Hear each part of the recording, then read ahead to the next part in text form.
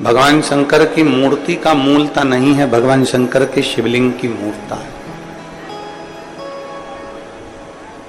जैसे हम अपनी बात किससे जाकर कहें,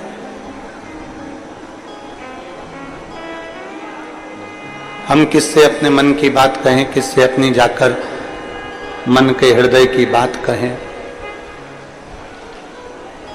किससे जाकर अपने दिल की बात कहें। तो शिव महापुराण की कथा कहती है कि शिवलिंग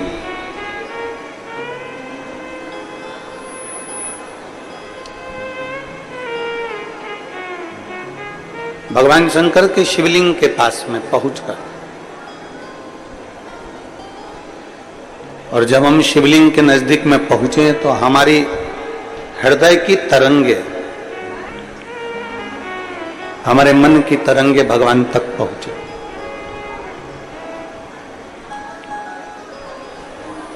अब किसी ने कहा कि भगवान को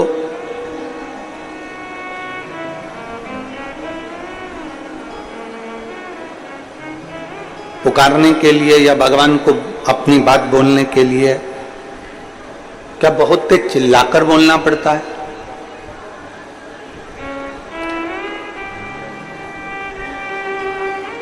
आवाज नहीं आ रही है कि ये लेडी नहीं चल रही है पीछे वाले?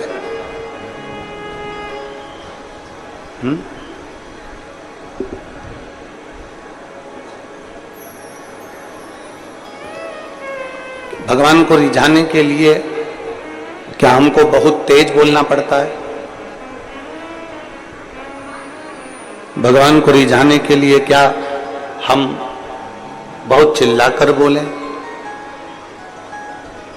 शिव महापुराण की कथा कहती है नहीं।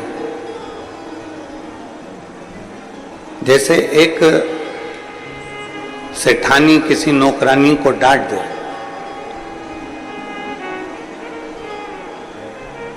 कोई सेठानी किसी नौकरानी से, कोई सेविका से डांट दे, और झाड़ू लगाने आई या पोछा लगाने आई या सेवा करने आई और उसको डांट दिया, डांटा उसको,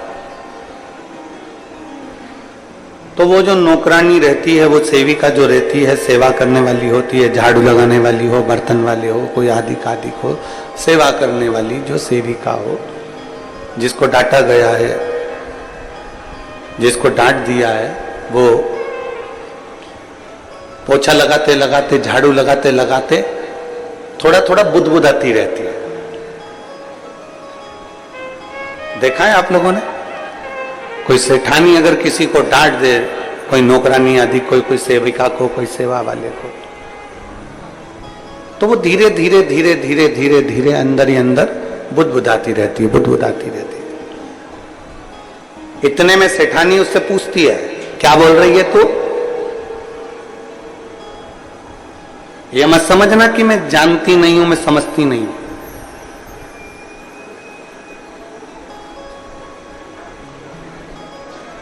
तो ये मत समझना कि मैं जान नहीं रही हूं, तो मनी मन कुछ बुदबुदा रही है, बोल जल्दी से क्या बोल रही है। सेठानी ने डांटा और नौकरानी अंदर ही अंदर थोड़ा थोड़ा बुदबुदा रही है, बुदबुदा रही है, कुछ कुछ बोलती जा रही है और अपना काम करती जा रही है, झाड़ू लगा रही है, पोछा लगा रही है। फिर पूछा सेठानी ने, मैं सब जानती हूं, तो कुछ ना कुछ बोल रही है, सही बता क्या बोल रही है, क्या बुदबुदा रही है, क्या मन में बोल रही है?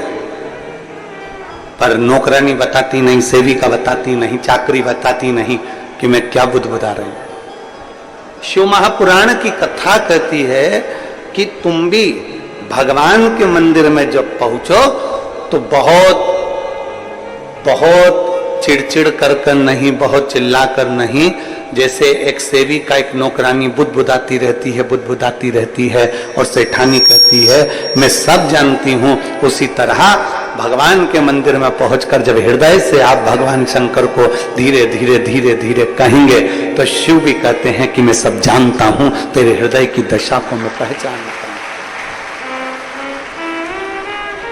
मैं तेरे मन की बात को, तेरे हृदय की बात को मैं अच्छी तरह से जानता हूं, मुझे मालूम है तू क्या कह रहा है।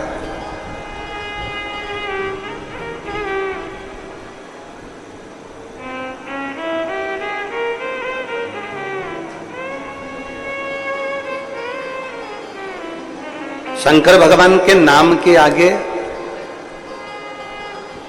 ईश्वर लगा हुआ है। आप कोई भी नाम बोल दो जो आपको याद हो, कपिलेश्वर, महेश्वर, कुबेरेश्वर, गोपेश्वर, चंपेश्वर, आप कोई भी नाम बोलोगे, शिव जी के नाम के आगे ईश्वर जुड़ा हुआ है।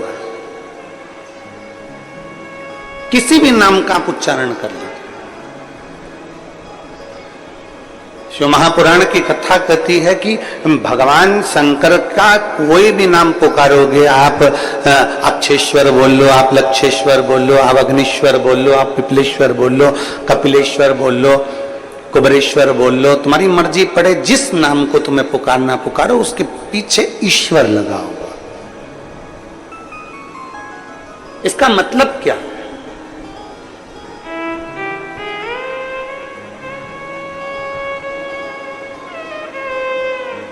यहां शंकर नाम तो नहीं लिखा कि कपिल शंकर, अक्ष शंकर, अग्नेश शंकर, नहीं। यहां भगवान शिव के पृथ्वी पर मृत्यु लोक में जितने भी मंदिर होंगे, उस पे जो नाम लिखा होगा आप उसे पढ़ेंगे कपिलेश्वर, अग्नेश्वर, अक्षेश्वर, तारकेश्वर, आप जितने भी पढ़ेंगे, महाकालेश्वर, ओंकारेश्वर, केदारेश्वर, भीमा शंकरेश्वर, जितने भी भीमेश्वर, जितने नाम आप पढ़ेंगे उसमें आपको ईश्वर शब्द मिलेगा ही। सोमेश्वर, त्र्यंबकेश्वर,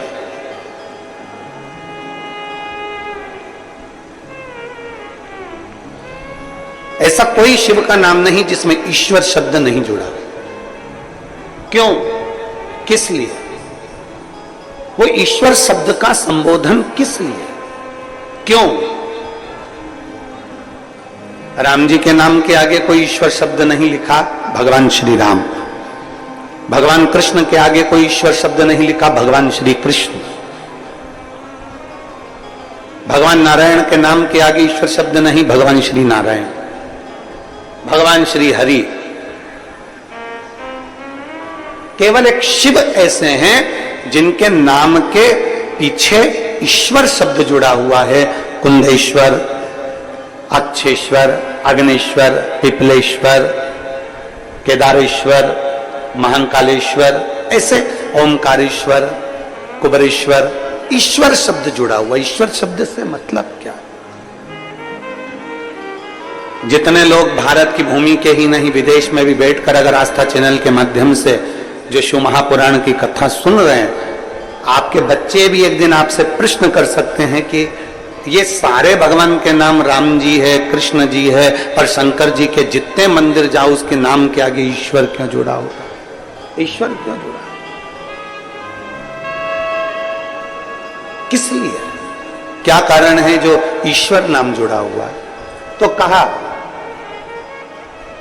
शिव महापुराण की कथा कहती है, गर्ग संहिता कहती है, और भगवान शंकर की स्कंद पुराण सुंदर काशी खंड में वर्णन करती है कि भगवान शिव को विश्वेश्वर कहा गया, कुंदेश्वर कहा गया, अक्षेश्वर, लक्षेश्वर कहा गया।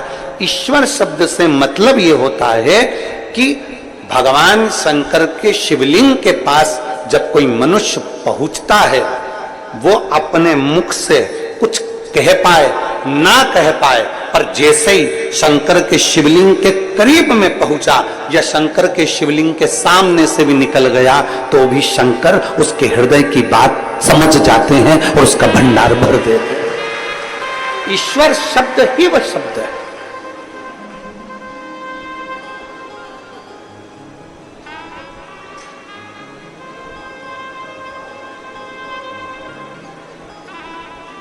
हम जिन माता जी के यहाँ ठहरे हैं, बुजुर्ग हैं बहुत, और बहुत सेवा में लगी रहती हैं भगवान की, बहुत बहुत सेवा।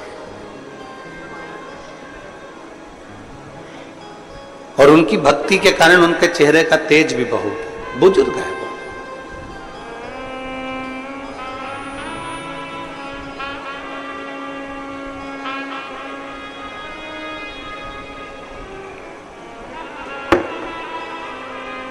जब हम जैसे ही गनौज में पहुंचे और हमारे रुकने की व्यवस्था पहले कहीं थी फिर कहीं हुई, तो माता जी के यहाँ जब पहुंचे तो उन्होंने एक बात कही, महाराज जी हम हमेशा टीवी में कथा सुनते थे, टीवी में देखते थे और हमेशा ये शरीर हमारा इतना चलता नहीं है तो कभी कथा में नहीं जा पाए, पर भोलेनाथ जी को जब हम एक लोटा जल चढ़ाते थे, स्पर्श करते थे बाबा का, तो बाबा से कहते जरूर थे कि एक बार कहीं ना कहीं महाराज जी से मिलना तो हो।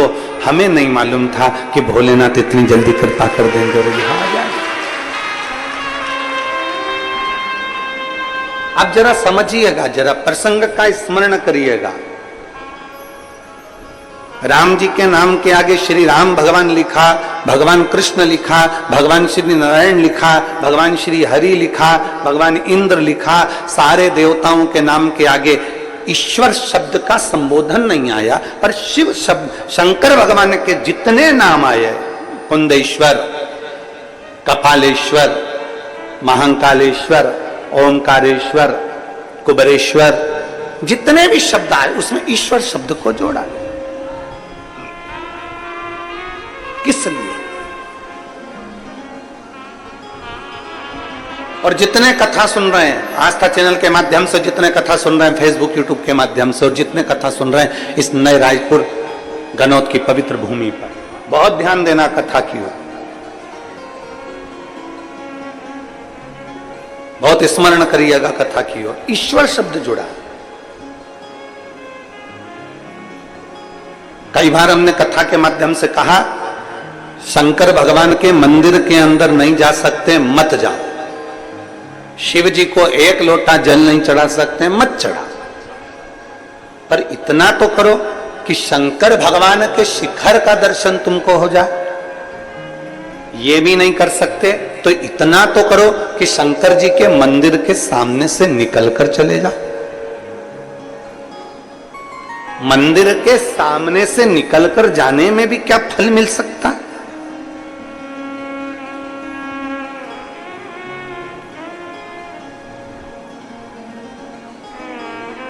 मंदिर के भगवान शंकर का शिवलिंग है, उसके सामने से निकलकर जाने में भी क्या फल मिल सकता है? क्या हमें फल की प्राप्ति हो सकती है? क्यों नहीं? चुंबक, उस चुंबक में एक तत्व होता है जो दूर से भी खींच लेता है। चुंबक दूर से भी अपने तत्व वालों को खींच लेती है, लोहे को खींच लेती है। चुंबक लकड़ी को नहीं खींचती, चुंबक कागज को नहीं खींचती, चुंबक कपड़े को नहीं खींचती, चुंबक प्लास्टिक को नहीं खींचती, वो अपने तत्व की चीज को चुंबक खींचती है।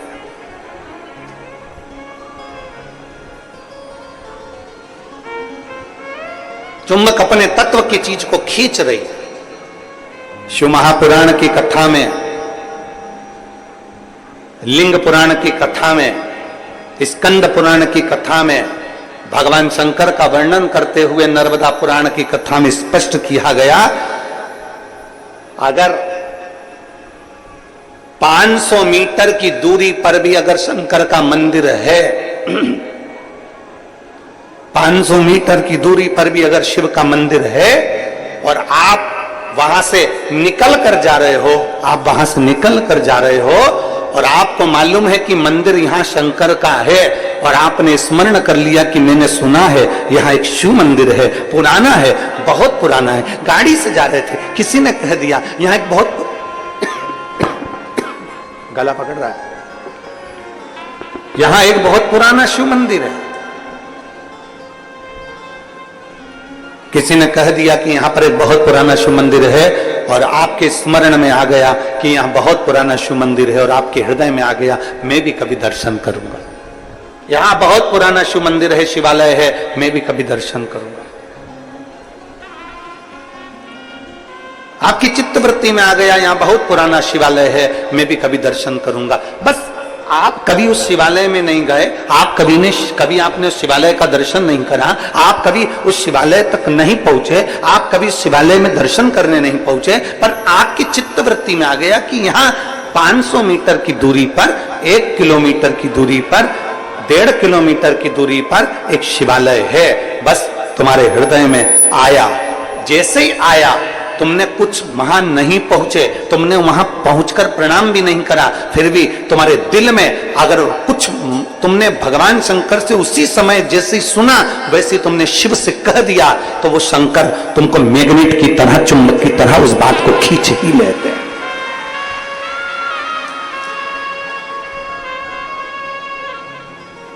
शिव तत्व की प्राप्ति। अब किसी ने कहा गुरुजी ऐसा होता है क्या कि शंकर जी का मंदिर 1.5 किलोमीटर दूर है और हम यहां सोच रहे हैं और बाबा स्वीकार कर लेगा? हम आपसे पूछते हैं, यहाँ जितनी मेरी बहनें बैठी हैं, जितनी मेरी जीजियां बैठी हैं, जितने मेरे जीजा बैठे हैं, जितनी मेरी बेटियां और बेटे बैठे हैं, जितनी मेरी माताएं बैठी हैं, जितने मेरे भाई बैठे हैं, हम उनसे पूछते हैं, ईमानदारी से बोलना, कभी तुम्हारे साथ में ऐसा हुआ कि नहीं हुआ? पहले सुनो फिर बताना कि ऐसा हुआ कि नहीं हुआ।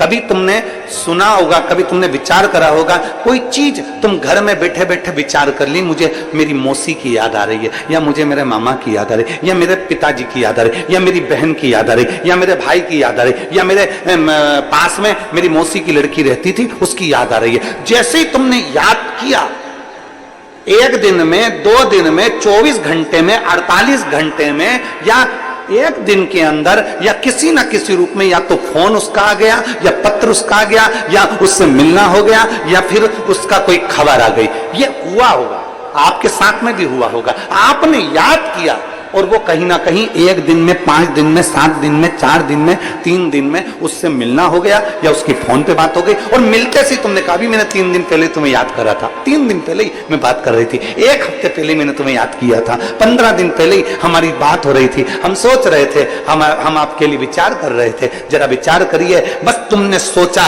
और उस तक तरंग पहुंच गई, और तरंग पहुंची तो उसने भी कहा मुझे भी तुम्हारी बहुत याद आ रही थी, इसलिए मेरा मन करा कि मैं तुम्हें मिलने आ। ये तरंग है। आप शिव को कहीं पर भी बैठकर भज लो, शिवलिंग जहां होगा वो आपको खींचकर आपकी कामना पूर्ण कर ही देगा,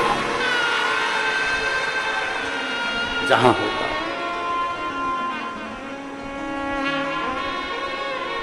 और शंभु शरणे पड़ी मांगू घड़ी रे दुख काटो दया करी दर्शन ओ शंभु शरणे पड़ी मांगू घड़ी रे दुख काटो दया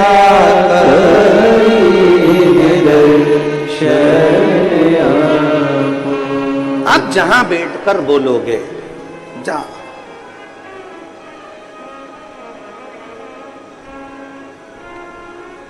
शंकर भगवान के मंदिर में नहीं जा सकते, जल नहीं चढ़ा सकते तो शिखर का दर्शन कर लो, शिखर का दर्शन नहीं कर सकते तो शंकर भगवान के मंदिर के सामने से निकल कर चले जाओ। शिव जी के मंदिर के सामने से निकल कर जाओगे, शिवलिंग में वो तेज होता है, शिवलिंग में वो ऊर्जा होती है। चलो एक बात आपसे पूछते हैं,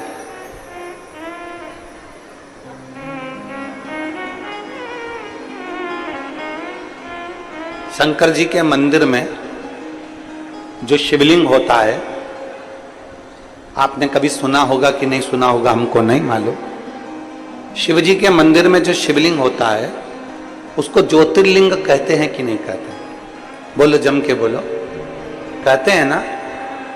तुम्हारे घर में भी जो शिवलिंग है, छोटा सा भी है तो भी वो ज्योतिर्लिंग ही कहलाता।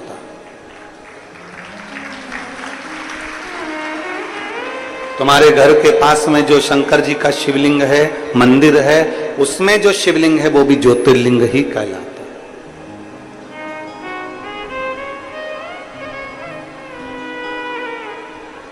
शंकर भगवान के शिवलिंग को ज्योतिर्लिंग भी कहा गया। ज्योति का मतलब क्या होता है? प्रकाश।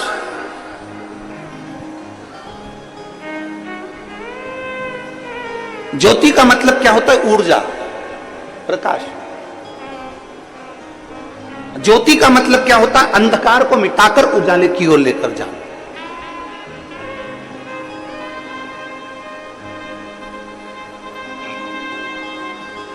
अब क्यों होता है मंदिर? तो आप जब कीर्ति मुख का दर्शन करें, और कीर्ति मुख का दर्शन जब आप करते हैं तो वहां आप दर्शन में पाएंगे कि जब हम शंकर के मंदिर में जाते हैं, लोटा भर के जल चढ़ाते हैं, भगवान शिव की आराधना करते हैं, तो हमारे पाप, हमारा दुख, हमारा कष्ट, इसीलिए शिव महापुराण की कथा कहती है मंदिर में आप गए कि नहीं गए, मंदिर में आपने लोटा भर के जल चढ़ाया कि नहीं चढ़ाया, मंदिर में जाकर आपने प्रार्थना करी कि नहीं करी, हमें उससे मतलब नहीं। पर आप अगर शंकर के मंदिर का मात्र दीदार कर लेते हैं, उसके सामने से भी निकल जाते हैं, तो वो जो कीर्ति मुख है वो आपके दुख, आपके कष्ट, आपकी तकलीफ को समाप्त कर देता है, आपके रोग को समाप्त कर देता है। कीर्ति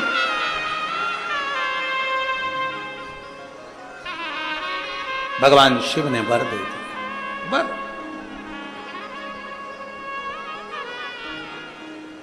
भगवान शंकर ने कहा, हे रुद्रगण, तो कीर्ति मुख के नाम से हमेशा मेरे करीब में रहेगा। करीब।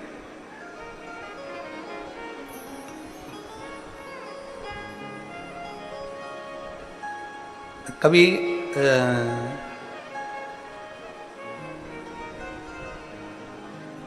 शिव के मंदिर में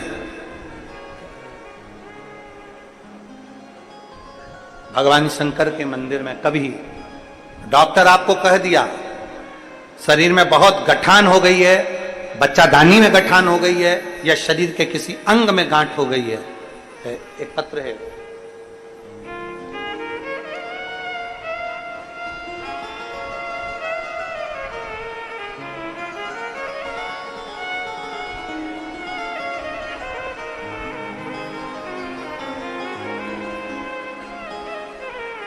मेरा नाम जय लक्ष्मी है, मैं भिलाई चरोदा पंचशील नगर की रहने वाली हूं।